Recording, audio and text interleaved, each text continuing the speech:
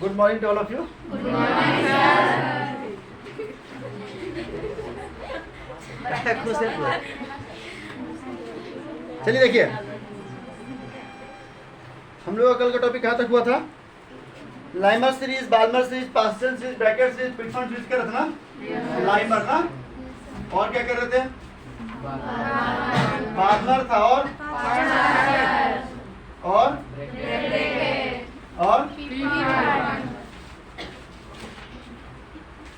ठीक है। इसमें N1 कितना था? 1 2 3 4 5। N2 कितना था यहाँ पे? 2। यहाँ 4 5 6। N1 5 है तो N2 चलिए 10 नहीं है। रेडबर्ग कांस्टेंट का वैल्यू कितना था? 10 96। याद रखेंगे, रेडबर्ग कांस्टेंट का वैल्यू होता है 10 96 70। कोई दिक्कत? चलिए, ये सब कुछ हम लोग कर चुके थे, है ना। नेक्स्ट टॉपिक है आप लोग का Bohr's model for hydrogen atom. Hydrogen atom के लिए बोर साहब का क्या मॉडल था? बोर साहब ने कौन सा मॉडल दिया? ठीक है, Bohr's model for hydrogen atom. अब हम लोग आज पढ़ने वाले हैं बोर्स मॉडल। अभी तक में हम लोग जो भी चीज देखे थे ना पीछे, limitations of Rutherford model, drawback of Rutherford model के बाद और आज क्लास से पहले जितना भी चीज देखे हैं, जो भी चीज हम लोग पढ़े हैं, वो सब के सब क्या है? हेल्प करता है हमको बोर्स मॉडल को समझने में, नील्स बोर साहब के मॉडल को समझने में हेल्प करता है। ठीक है, समझ पा रहे हैं कि नहीं बात को? नहीं समझ पाए? समझाते हैं सबसे। देखिए जरा, एक बात याद हुआ,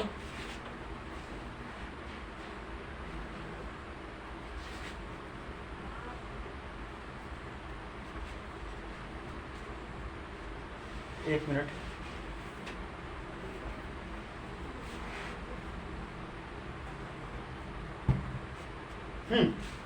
हम लोग स्टार्ट किए थे कहाँ से? याद कीजिए, जे थॉमसन साहब से। कहाँ से स्टार्ट किए थे? जे थॉमसन साहब से। ये क्या बोले थे? तरबूज के जैसा है, बीज जैसे धसे हुए वैसे ही पॉजिटिव धसे हुए, ये सब पता था ना? नेगेटिव धसे हुए थे, पॉजिटिव नहीं। और पूरा स्फीयर को बोले थे पॉजिटिव। शाबाश, बहुत पढ़ रहे हैं आप लोग घर में, ना थोड़ा कम पढ़िए। फिर आए थे आपके रदरफोर्ड साहब, वो क्या कहते थे? गोल्ड फॉइल लिए थे, अल्फा पार्टिकल्स का बम्बार्डिंग कराए थे। ये क्या नहीं बता पाए थे? इनका कहना था भैया इलेक्ट्रॉन जो है वो न्यूक्लियस के चारों ओर घूमते रहता है। तो लोग उनसे पूछे, यदि न्यूक्लियस के चारों ओर घूमता है तो कोई भी चीज घूमेगा। आप ही को अगर हम 4 चक्कर दौड़ा दे, फिर बोले और दौड़ते ही रहो जब तक हम ना नहीं बोले, तो आप एक समय थकोगे ना भाई। तो हर एक जितना कदम आप चलिएगा, जितना कदम आप दौड़िएगा, हर एक कदम पे आप थकिएगा, हर एक कदम पे आपका एनर्जी निकलेगा। यहाँ से भी अगर ये भी गोल गोल घूम रहा है भैया, तो इसका भी एनर्जी निकल रहा होगा पीछे, समझ रहे हैं? हाँ, इसका भी एनर्जी निकल रहा है, और एनर्जी निकलते निकलते निकलते निकलते एक समय इसको ऐसा होना चाहिए था कि न्यूक्लियस में जाके इसको गिर जाना चाहिए था, क्योंकि इसकी एनर्जी समाप्त हो चुका होगा। ठीक है, लेकिन ऐसा तो नहीं होता है। तो रदरफोर्ड साहब बोले हाँ ऐसा तो नहीं होता है भाई, तो लगातार घूमते ही रहता है, इलेक्ट्रॉन लगातार घूमते रहते हैं। तो फिर आप इसको एक्सप्लेन कीजिए कि आपके मॉडल के अनुसार से ऐसा हो जाना चाहिए था, लेकिन ऐसा तो नहीं हो रहा है। तो बोले कि नहीं बता पाएंगे, जाओ जो करना कर लो। कौन क्या कर लेगा? नील्स बोर साहब आए अपना थ्योरी लेकर के। नील्स बोर साहब आए और बोलते हैं ठीक है चलो हम बताते हैं तुमको। तो नील्स बोर बोले कि मेरे थ्योरी को समझने से पहले कुछ चीज़ों को समझना पड़ेगा। तो इस क्लास को जब हम बताए थे, गोल वाला गिर जाता है, और आज के बीच में 4-5 क्लास चला ना, उस 4-5 क्लास की हम बात कर रहे हैं। 2-3 क्लास 4-5 क्लास जो भी चला, ठीक है, हम उस 4-5 क्लास की बात कर रहे हैं कि आपको वो हम इसलिए पढ़ाए थे ताकि आज का क्लास समझ में आएगा।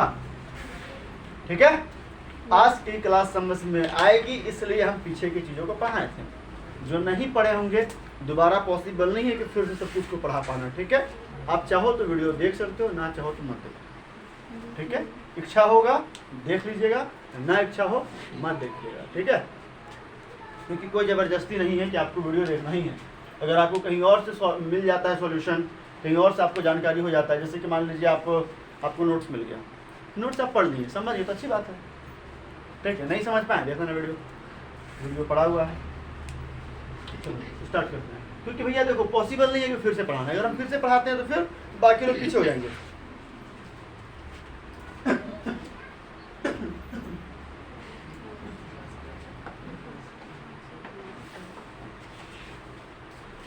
ठीक है, सॉल्यूशन तो आपके पास अवेलेबल है कि आप पीछे देख सकते हो। चैप्टर 1 चैप्टर 2 दो कंप्लीट हो चुका है ना, यस। सेकंड चल ही रहा है, लंबा चैप्टर है ना। स्टार्ट करते हैं आगे। Develop Bohr's model for hydrogen atom. Bohr's भी बहुत लोग पढ़ता है, हमको कंफर्टेबल फील नहीं होता है बोहर्स पढ़ने में, ठीक है। एच हम उच्चारण नहीं करते हैं, प्रोनाउंसिएशन नहीं करते हैं, बोर्स पढ़ते हैं, ठीक है। नील्स बोर साहब 1913 में, बायोलॉजी में 1865 में क्या हुआ था, जॉर्ज ग्रेगर मेंडल दिए थे अपना, फिर 1900 में इनके बाद तो सब लोग रखा था, लेकिन वो पॉसिबल नहीं हो पाया था। और 1913 की बात, ठीक है। चलिए देखते हैं 1913 में भारतीय इतिहास में क्या हुआ था, गांधी जी से संबंधित दक्षिण अफ्रीका से आए थे 9 जनवरी 1913 को, 1915 को, 15 को। और इसलिए 9 जनवरी को हम लोग मनाते हैं भारतीय प्रवासी दिवस। क्या मनाते हैं? भारतीय प्रवासी दिवस, क्योंकि गांधी जी उस दिन साउथ अफ्रीका से यहाँ आ गए थे वापस, 1915 को आए थे। उससे 2 साल पहले की बात हो रही नील्स बोर साहब, ठीक है। याद रखने के लिए बता रहे हैं, तो रिलेट करने के लिए बता रहे हैं, ठीक है। चलो, तो नील्स बोर साहब 1913 में was the first to explain the quantitatively the general features of the structure of hydrogen atom and its spectrum. He used Planck's concept of quantization of energy. अब अभी तक में आप देखे थे प्लैंक साहब आए थे, बात नहीं कीजिए पीछे, प्लैंक साहब आए थे, ठीक है। उनके थ्योरी को ये यूज किए। The theory is not the modern quantum mechanics, it can still use to rationalize many points in the atomic structure and spectra. Bohr's model for hydrogen atom is based on the following postulates. कुछ सिद्धांत है, उस पे आधारित है bore साहब का, कुछ पोस्टुलेट्स है। क्या क्या समझिए।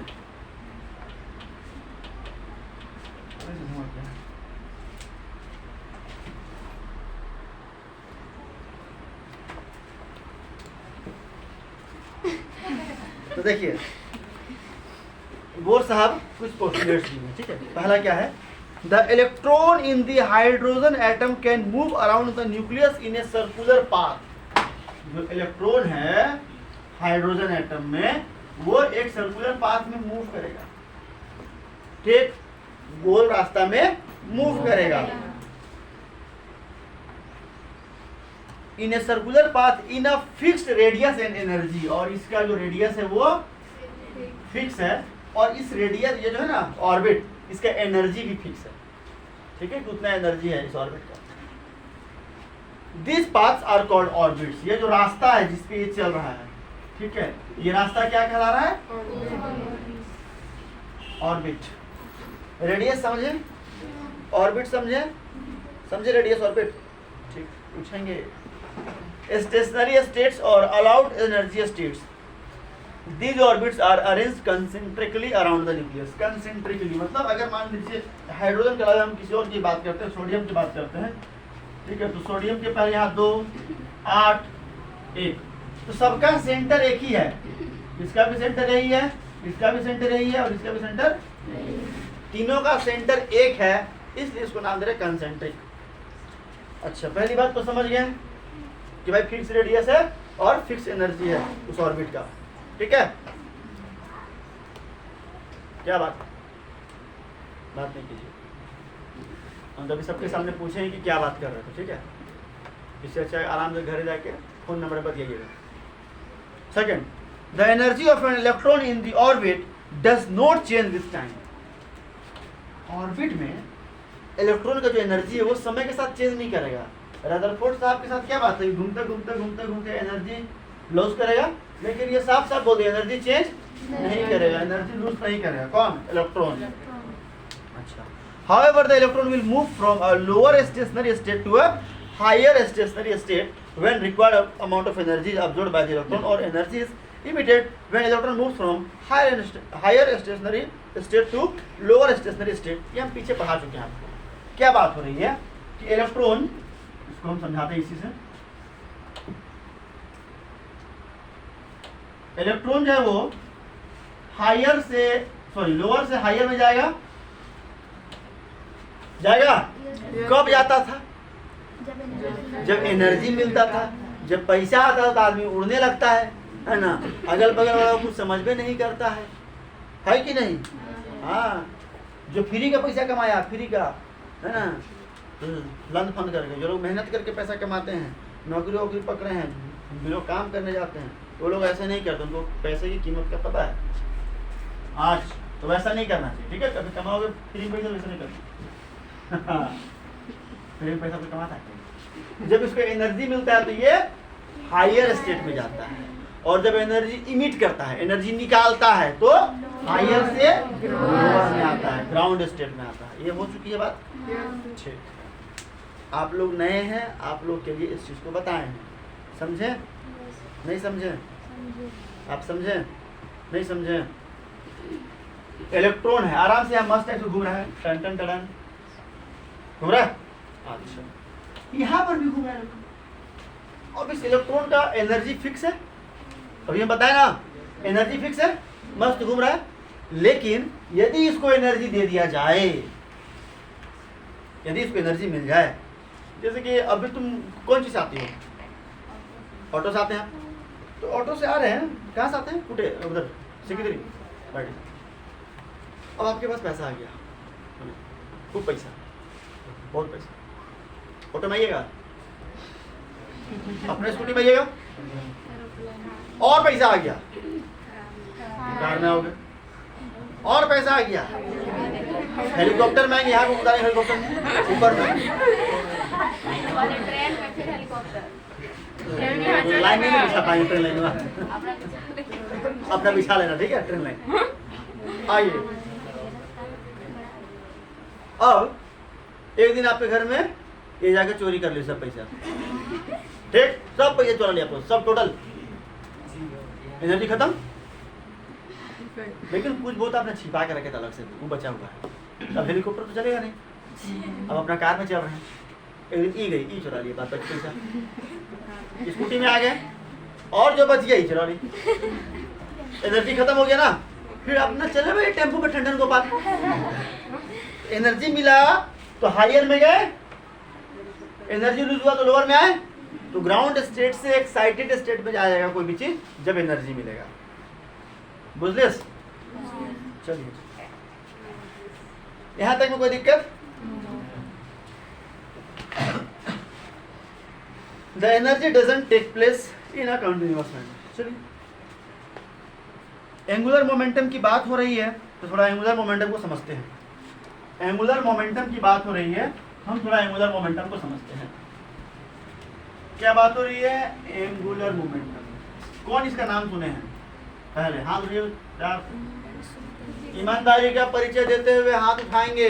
एंगुलर मोमेंटम, सीधा एक मोमेंटम का नाम बताइए पहले। मोमेंटम, एंगुलर को मारिए गोली, लक्ष्य संवेग। संवेग कौन कौन सुने हैं? सब सुने हैं। सुने हैं तो जानते भी होंगे। हम पूछे कि अपने से बताइए किनको किनको आता है संवेग क्या होता है?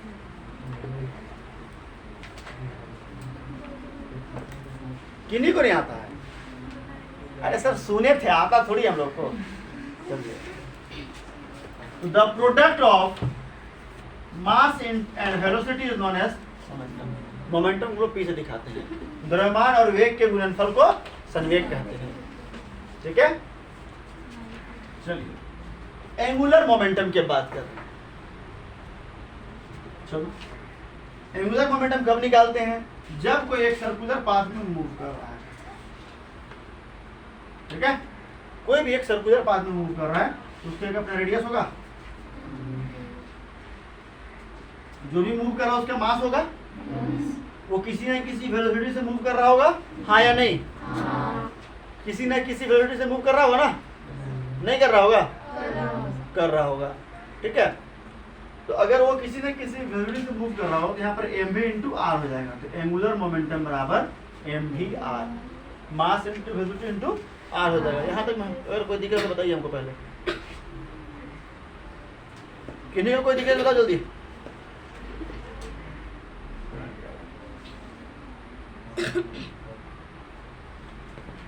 एंगुलर मोमेंटम जानते हैं मास इंटू वेलोसिटी। जब कोई बात होती है एंगुलर की, मतलब एक सर्कुलर पाथ में मूव कर रहा है, सर्कुलर पाथ में तो रेडियस होगा उसका, उस रेडियस से मल्टीप्लाई कर देंगे, ये मेरा निकल जाता है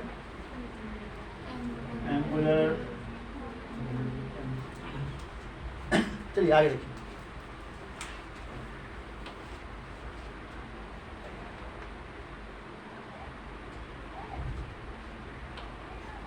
लिख लिए, समय देंगे लिखने में, चिंता नहीं कीजिए, सब बीच बीच में डिस्टर्ब नहीं करने का, ठीक है। The frequency of radiation absorbed और इमिटेड, एंगुलर मोमेंटम में कोई दिक्कत है? नहीं, ये दिमाग में बैठा के रखिए, ठीक है, अभी पूछेंगे, आगे आएगा काम आएगा।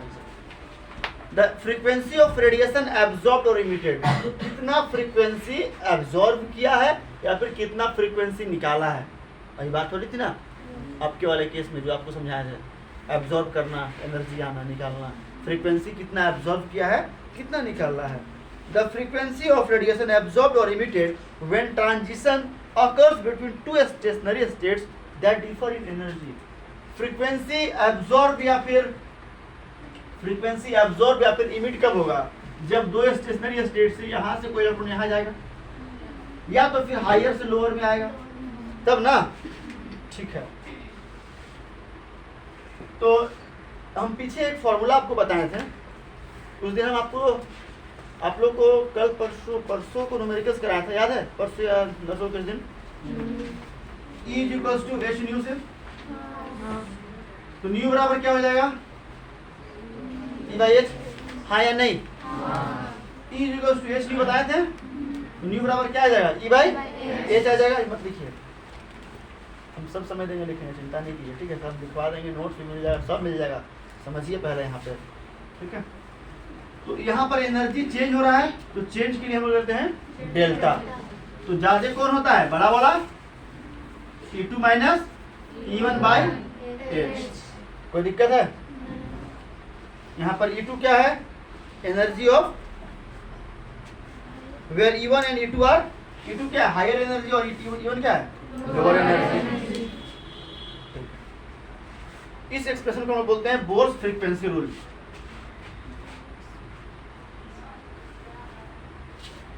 इसको हम लोग क्या बोलते हैं?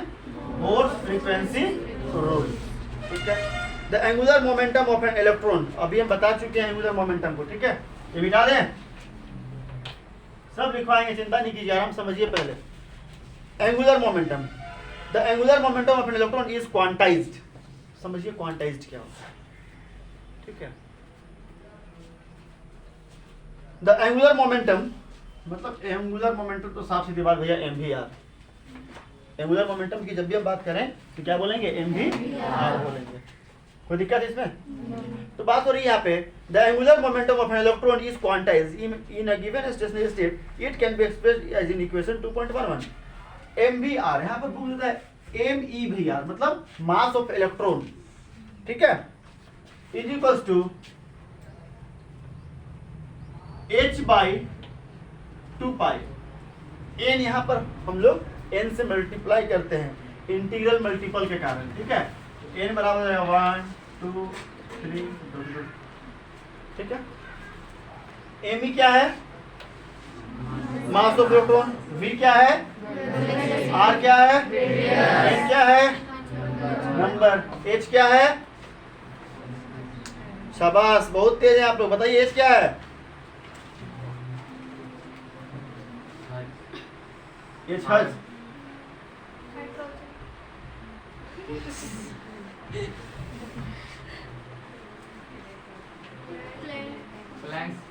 Planck's constant. वैल्यू कितना होता है?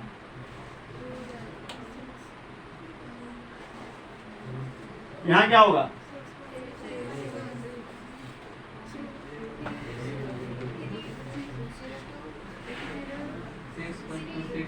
Six point six seven.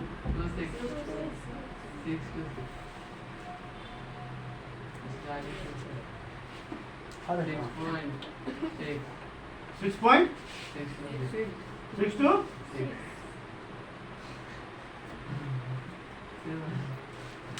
यही नाम बोले थे आपको. चलिए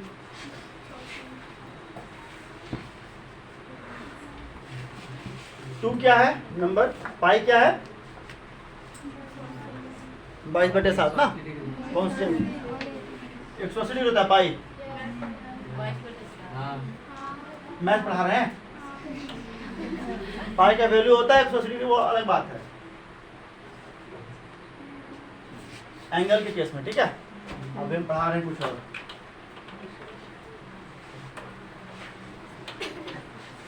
चलिए आगे लिखता है आपका book, thus an electron can move only in those orbits for which its angular momentum is integral multiple of h/2 pi. मतलब MBR क्या था? कोई भी इलेक्ट्रॉन गोल गोल घूम रहा है, वही था ना MBR, एंगुलर मोमेंटम. तो कोई भी इलेक्ट्रॉन तभी मूव करेगा जब वो h/2 पाई के बराबर होगा. इससे ये समझ रहे हैं ना. अगर इसका एंगुलर मोमेंटम इंटीग्रल मल्टीपल है h/2 पाई के, तब वो इलेक्ट्रॉन ऑर्बिट में घूमेगा, नहीं है तो नहीं घूमेगा. कोई दिक्कत? इस लाइन को फिर से समझिए, शायद बहुत लोग नहीं समझेंगे, बहुत लोग ध्यान यहाँ भी था. कोई भी इलेक्ट्रॉन, ठीक है, उसी ऑर्बिट में मूव करेगा. ठीक है, कोई भी इलेक्ट्रॉन उसी ऑर्बिट में मूव करेगा. thus an electron can move only in those orbits for which, जिसके लिए इसका angular momentum is integral multiple of h/2 पाई. अगर इतना के बराबर नहीं होता तो वो उस पे मूव नहीं करेगा. That means angular momentum is quantized. इसका मतलब ये हुआ कि एंगुलर मोमेंटम क्या है? क्वांटाइज्ड है. आपको क्लास 12 में पढ़िएगा quantization of energy, Q equals to NE. Physics में पढ़िएगा चैप्टर 1 इलेक्ट्रोस्टैटिक में. ठीक है, वहां पर भी N क्या है? Integral multiple. यही है. E क्या है? Smallest charge 1.6 into 10⁻⁹ coulomb. Q क्या है? चार्ज. चलिए, radiation is emitted or absorbed only when transition of electrons takes place from one quantized value of angular momentum to other. अच्छा, रेडिएशन कब निकलेगा या फिर कब एब्जॉर्ब होगा? जब कोई भी एक ऑर्बिट से दूसरे ऑर्बिट में जंप करेगा, चाहे तो हायर से लोअर में आएगा, चाहे तो लोअर से हायर में जाएगा. तभी तो therefore Maxwell's electromagnetic theory does not apply here. That is why only certain fixed orbits are allowed. अब समझिए drawback of Rutherford model. Drawback of Rutherford model में क्या था कि मैक्सवेल के अकॉर्डिंग, है ना, मैक्सवेल इलेक्ट्रोमैग्नेटिक थ्योरी के अकॉर्डिंग क्या था कि कोई भी चीज यदि मूव कर रहा है तो वो धीरे धीरे एनर्जी लूज करेगा और एक समय ऐसा है कि वो अपने न्यूक्लियस में कोलैप्स कर जाएगा. ठीक है, गिर जाएगा. लेकिन ऐसा नहीं होता था. तो यहाँ पर ना मैक्सवेल साहब का इलेक्ट्रोमैग्नेटिक थ्योरी अप्लाई नहीं करेंगे. क्यों नहीं करेंगे? क्योंकि यहाँ पर ये अप्लाई हो रहा है. यहाँ पर मैक्सवेल साहब का अप्लाई नहीं हुआ है, यहाँ पर ये अप्लाई हुआ है. क्या अप्लाई हुआ है? Angular momentum is equals to NH/2 pi. कोई भी उसी मतलब कि कोई भी इलेक्ट्रॉन उसी ऑर्बिट में घूमेगा जो h/2 पाई के इंटीग्रल मल्टीपल होगा. ठीक है, रदरफोर्ड साहब को यही बात पूछा गया था, तो वो बोले थे कि नहीं बता पाएंगे इस चीज को. ठीक है, वो नहीं बता पाए थे और फिर नील्स बोर साहब इस चीज को प्रूव कर दिए. ठीक है, चलो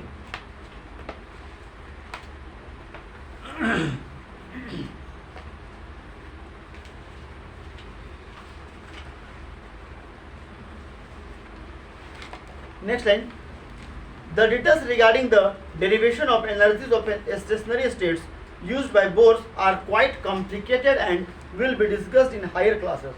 और भी चीज़ आपको पढ़ना है नील्स बोर साहब, वो आपको हायर क्लास में पढ़ेंगे, ऑनर्स करेंगे केमिस्ट्री वगैरह से. तब ठीक है. However, according to Bohr's theory of hydrogen atom, एक लाइन बोलने जा रहे हैं. Bourse theory of hydrogen atom.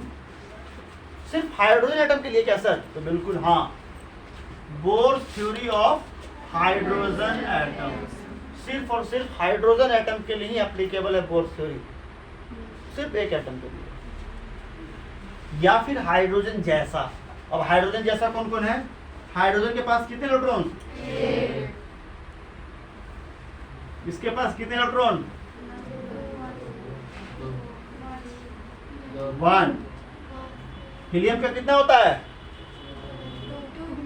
2। एक छोड़ दिया। इसके पास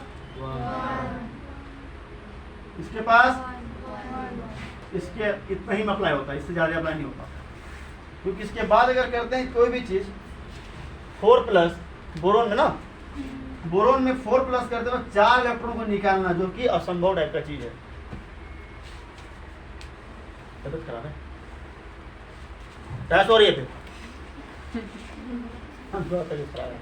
आइए। तो सिर्फ इतना ही समय एप्लीकेबल है आपका बोर्स थ्योरी, ठीक है। चलिए, bourse theory of hydrogen atom. Bourse theory of hydrogen atom. The stationary states for electron are numbered n = 1, 2, 3.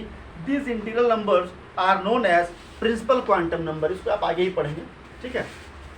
अगर पहला ऑर्बिट है n = 1, दूसरा ऑर्बिट है n = 2, तीसरा ऑर्बिट है n = 3, इसी को बोलते हैं प्रिंसिपल क्वांटम नंबर। क्या बोलते हैं इसको? Principal quantum number. आगे आएगा, हम पूछेंगे, चिंता नहीं कीजिए, ठीक है। इसी चैप्टर में आएगा। 2-4 टॉपिक के बाद 2-3 टॉपिक पढ़ेंगे, फिर आ जाएगा। The radii. रेडियस और रेडिया में क्या अंतर है? बोलिए। रेडियस मतलब एक रेडियस होगा और रेडिया मतलब उससे ज्यादा भी। ठीक है, वेरी गुड, बैठिए। रेडियस सिंगुलर है, रेडियाई प्लूरल है। यहाँ पर रेडियाई की बात हो रही है, मतलब एक से ज्यादा की बात हो रही है ना। The radii of the stationary states are expressed at Rn = n² a0। अब यहाँ पर Rn क्या है, a0 क्या है? 52.9 पिकोमीटर होता है a0 बराबर, देखिए तो लिखा हुआ। हाँ, where a0 = 52.9 picometre, thus the radius of first stationary state is called Bohr's orbit। जो पहला स्टेशनरी स्टेट है, इसको हम नाम दे रहे हैं बोर्स ऑर्बिट, ठीक। और इसका वैल्यू कितना है? ये निकाल दिखाते हैं। Rn = n², 1 का स्क्वायर, पहला ऑर्बिट ना, n = 1 into 52.9 बराबर n2। यहाँ पर 1 ले लेते हैं, पहले की बात हो रही है। 52.9, इसका वैल्यू कितना हो जाएगा? 52.9, ठीक है। सेकेंड ऑर्बिट को निकालना पड़ेगा, तो R2 2 दूना 4, 4 गुना 52.9। वैसे ही आप सबका निकाल सकते हो, कोई दिक्कत नहीं है। अच्छा, n बढ़ेगा तो R बढ़ेगा? कैसे नहीं बढ़ेगा? बढ़ेगा। n = 1 तो इतने बड़ा रेडियस है, n = 2 इतना बड़ा रेडियस, n = 3 इतना बड़ा रेडियस। तो जैसे जैसे n बढ़ रहा है, मतलब क्या साइज बढ़ रहा है। साइज बढ़ेगा तो रेडियस नहीं बढ़ेगा, और जब रेडियस नहीं बढ़ा तो साइज कैसे बढ़ेगा? छोटा बोल, बड़ा बोल और बड़ा बोल, 3 बोल है, ठीक है। एक होता है बउआ का खेलने वाला, एक होता है सचिन का खेलने वाला, एक होता है रोनाल्डो का खेलने वाला, ठीक है। बउआ वाला बोल, ये वाला बोल फुटबॉल ना, तो दोनों बोल है, हैंडबॉल फुटबॉल दोनों है। बच्चा लातों से मारता है, पैरों से मारता है। इसके रेडियस कम है, इसका ज्यादा, इसका और ज्यादा है। चलो, the most important property associated with the electron is the energy of its stationery state. It is given by the expression. ये समझ गए? मौसम मिटा सकते हैं?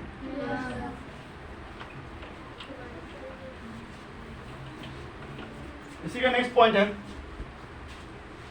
The most important property associated with the electron is the energy of the stationary state.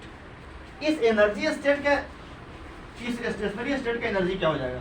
मतलब पहला orbit का हमको एनर्जी निकालना है, दूसरा का निकालना है, तीसरा का निकालना है। इन बराबर पुट करते जाएंगे वैल्यू को, minus R H into 1 by n. R H क्या है यहाँ पे? Rydberg constant. वैल्यू कितना है रेडबर्ग कांस्टेंट का? रेडबर्ग कांस्टेंट का वैल्यू 2.18 आर एच का वैल्यू कितना? 2.18 इंटू माइनस यूनिट।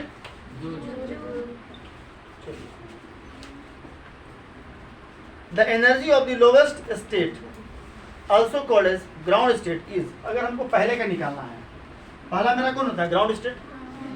अरे सबसे नीचे तो ग्राउंड है ना जी, वहीं से ताकत मिलता है तो ऊपर जाता है एक्साइटेड में, फिर नीचे आता है 1 में, ग्राउंड में। 1 से कहाँ चला electron?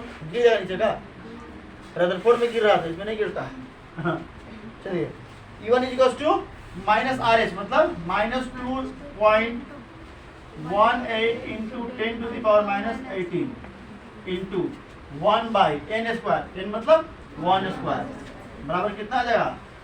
Minus 2.18 into 10 to the minus.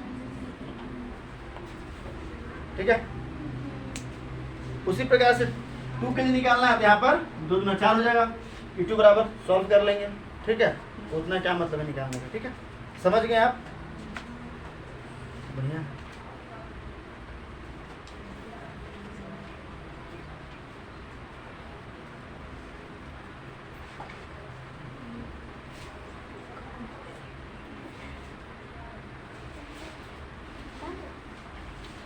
एक लाइन लिखते हैं, यहाँ पे समझिए थोड़ा सा।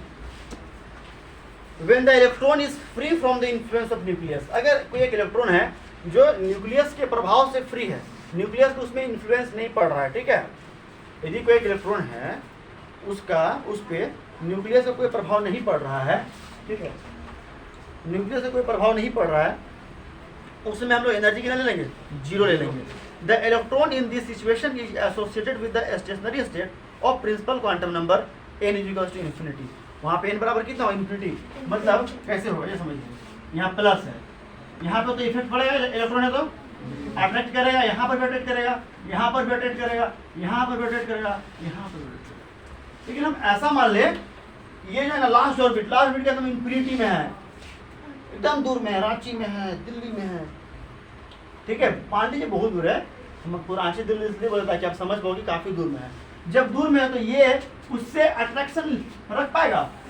नहीं रख पाएगा। मतलब हम कह सकते हैं उस लास्ट ऑर्बिट से इस प्लस वाले में इस तरह कोई रिलेशन नहीं है, कोई इन्फ्लुएंस नहीं है। वहां जो इलेक्ट्रॉन है उस पर इसका कोई प्रभाव नहीं पड़ रहा है। ठीक है, यहाँ पर n बराबर क्या हो जाएगा? इन्फिनिटी। यहाँ पर n बराबर 1 होगा, यहाँ पर 2 होगा, यहाँ पर 3 होगा, यहाँ 4 होगा, यहाँ 5 होगा, यहाँ 6 होगा, 7 होगा, 8 होगा, करते करते करते करते क्या होगा? n बराबर। ठीक है, अनंत बहुत दूर। चलो,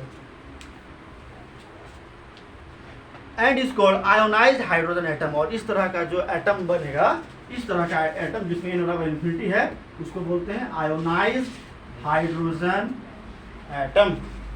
कोई दिक्कत?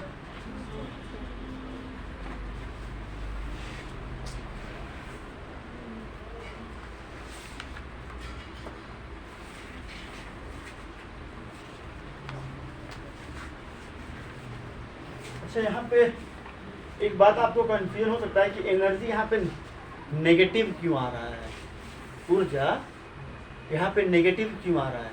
मे भी इस चीज़ का कंफ्यूजन है किसी को क्या? नहीं है? नहीं है तो आप बताइए कि क्यों हो रहा है नेगेटिव। यदि आपको कंफ्यूजन नहीं है तो आप बताइए, हमें कंफ्यूजन इसलिए पूछ रहे हैं, बताइए। आपको कंफ्यूजन नहीं, अच्छी बात है भाई, भगवान भला करे आपका, लेकिन हमको कंफ्यूजन है, बताइए नेगेटिव क्यों है?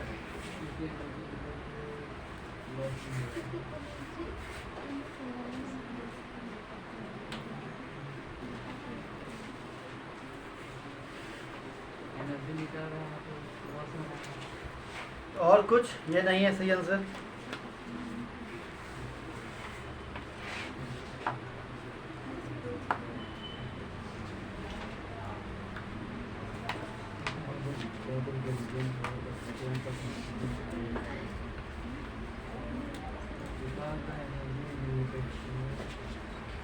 बताइए। Energy is, and its energy is lower. हाँ That is the reason for the negative charge. कहाँ से तुम पढ़ रहा रे? मैं तो बुक में है, कहाँ है बुक में? दिखे हमने देखे।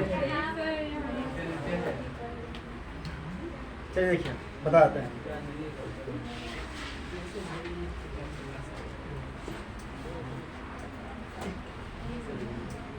समझिए प्रभु, आइए। Why does the negative electronic energy for hydrogen atom mean? What does the negative electronic energy for hydrogen atom mean? इसका मतलब क्या होता है? नेगेटिव का मतलब क्या है वो समझते हैं। The energy of the electron in a hydrogen atom has a negative sign for all possible orbits. जितने भी ऑर्बिट्स हैं सबके लिए नेगेटिव साइन ही होगा, जैसा कि आप यहाँ देख सकते हैं। जब यहीं पर नेगेटिव है तो इसका वैल्यू सब क्या आएगा? नेगेटिव ही आना है। What does this sign convey? ये जो साइन है नेगेटिव साइन, इसका मतलब क्या है? ये क्या मतलब निकाल रहा है? This negative sign means that the energy of the electron in the atom is lower than the energy of a free electron at rest. इसका मतलब ये होता है कि इलेक्ट्रॉन में जो एनर्जी है वो कम है। किससे कम है? जो इलेक्ट्रॉन फ्रीली है, जो इलेक्ट्रॉन फ्री है, रेस्ट में है। फ्री इलेक्ट्रॉन, अच्छा समझते हैं? फ्री इलेक्ट्रॉन, इलेक्ट्रॉन दो तरह से रहता है। एक होता है फ्रीली रेस्ट में रहता है, और एक मूव करता है। जब मूव करता है तो करंट बना देता है। इलेक्ट्रॉन जब मूव करेंगे,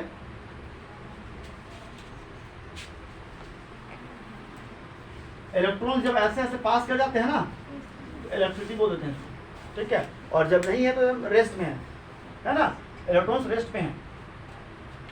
तो यहाँ बात हो रही है एटम में जो इलेक्ट्रॉन्स है उनका एनर्जी कम है। The negative sign means that the energy of the electron in the atom is lower than the energy of a free electron at rest. जो इलेक्ट्रॉन फ्री है, फ्री इलेक्ट्रॉन जो rest में है, उससे इसका एनर्जी कम है। A free electron is at rest is an electron that is infinitely far away from the nucleus. जो फ्री इलेक्ट्रॉन कौन है भैया? तो फ्री इलेक्ट्रॉन वो है जो कि न्यूक्लियस से बहुत दूर में है, इनफाइनाइट जगह में है, ठीक है,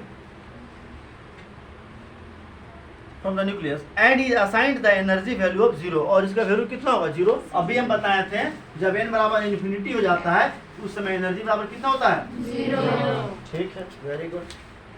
mathematically this correspond to setting n equal to infinity in the equation 2.13। यहाँ पर आप इन्फिनिटी रख दो तो 1 बाई इन्फिनिटी कितना होता है? जीरो। अरे 1 बाई इन्फिनिटी जी जीरो नहीं होगा जी, तो जीरो गुना इतना कितना हो जाएगा? Energy zero. आ गया जीरो। ई बराबर जीरो क्यों रहा है? बराबर इन्फिनिटी रखने पे, क्योंकि एन का वैल्यू यहाँ पे रख दो इन्फिनिटी, तो ई बराबर कितना आ जाएगा? जीरो। ठीक है, इसमें कोई दिक्कत है क्या किसी को? एन का वैल्यू 1 बाई इन्फिनिटी बराबर जीरो कैसे होता है? किसी को दिक्कत है? इन्फिनिटी उल्टा जीरो, ठीक है। जीरो से किसी को भी गुना करोगे एनर्जी कितना आ जाएगा? जीरो आ जाएगा। As the electron gets closer to the nucleus, और जैसे जैसे अब इन्फिनिटी के सामने आ रहा है, इन्फिनिटी सामने आ रहा है, सामने आ रहा है, 5 4 3 2 1 आ रहा है सामने। इन्फिनिटी से जैसे जैसे सामने आ रहा है, ठीक है, En becomes larger, और En बढ़ते जाएगा ना। ये तो मैक्सिमम हो गया अब इन्फिनिटी पे जीरो। अब जैसे जैसे सामने आ रहा है ये बढ़ते जा रहा है।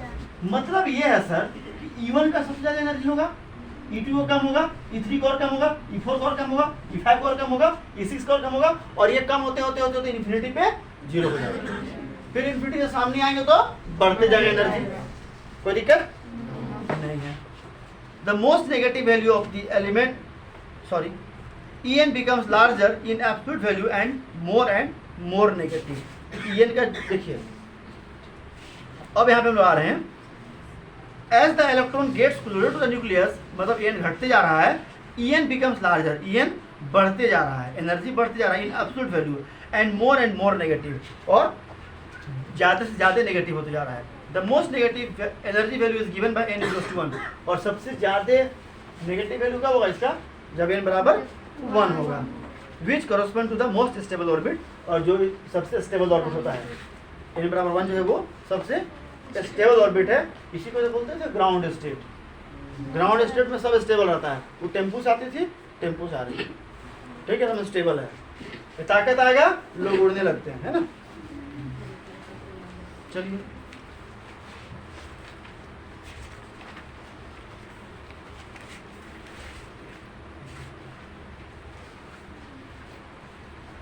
यहाँ पर भी लिखा हुआ है that is the reason for the presence of negative sign in equation and depicts its stability related to the reference bolts of zero energy and equals to infinity.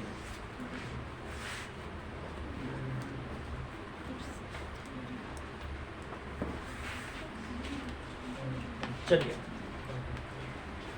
अब आइए समझते हैं। इन्फिनिटी से सामने आ रहा है, 6 पे आया, 7 पे आया, 8 पे आया, 9 पे आया, इन्फिनिटी पे आया। ठीक है, समझिएगा 9 पे है, 8 पे है। 9 पे ज्यादा एनर्जी कि 8 पे ज्यादा एनर्जी है? 1 में ज्यादा एनर्जी कि 2 में? 1 में। भैया 1 में ज्यादा एनर्जी रहेगा प्रभु तो 1 में उछलने लगेगा, और 2 में एनर्जी कम है फिर तो नहीं उछलेगा। हाईएस्ट लोअर से हाईएस्ट क्यों जाता है? क्योंकि एनर्जी उसको मिलता है ना। तो 9 में ज्यादा एनर्जी होगा ना, 8 में कम होगा ना, 7 में और कम होगा ना, 6 में और कम होगा, 5 में और कम होगा, 4 में एनर्जी और कम होगा, 3 में और कम होगा, 2 में और कम होगा, 1 में सबसे कम एनर्जी होगा। हाँ या नहीं? एनर्जी हम लोग क्या देख रहे हैं? घटते जा रहा है, जिसके कारण का साइन क्या है? Bohr's theory can also be applied to the ions containing, अगला पॉइंट है डी नंबर, बता दें।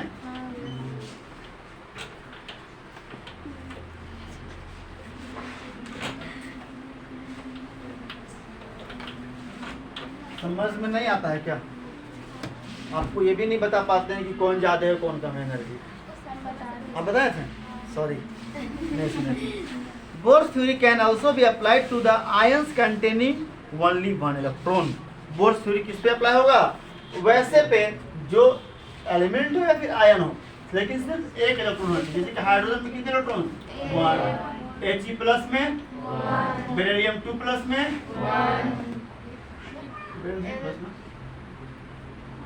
लिथियम 2 प्लस में। ठीक है, the energies of the stationary states associated with this kind of ions are given by the expression। इसके लिए हम लोग एनर्जी कैसे निकालेंगे? Tn बराबर -2.18 कहाँ से आया जी? -2.18 कहाँ से आया? जल्दी बोलिए। रेडबर्ग कांस्टेंट अभी बताया था, -RH लिखे था ना, RH के यही था ना, अभी लिखे थे, अभी बताया था। चलो, अगर रेडियस केस में चाहिए आपको तो रेडियाई का Rn बराबर 52.9 by 9 into n² by z, यही ना है? यह आएगा आपका पिकोमीटर में। जेड क्या है जी? यहाँ पे एटॉमिक नंबर है। ठीक है,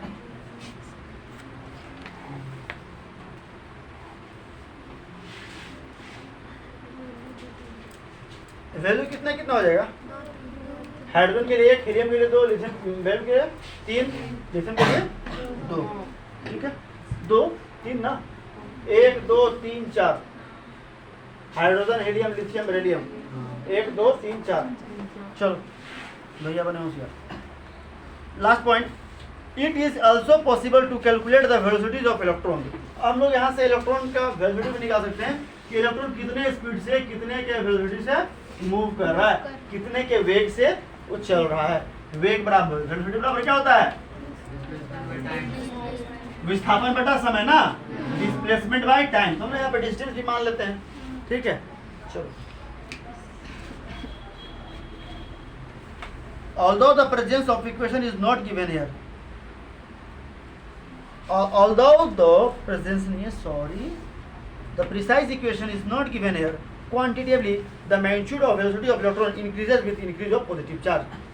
जैसे जैसे पॉजिटिव चार्ज बढ़ते जाएगा वैसे वैसे इसका वेलोसिटी भी बढ़ते जाएगा। यहाँ पर क्या है? ये बढ़ते जा रहा है ना चार्ज, जैसे आ रहे हैं चार्ज बढ़ते जा रहा है तो इसका वेलोसिटी भी बढ़ते जाएगा। कोई दिक्कत है? कोई दिक्कत है अभी तक की क्लास में?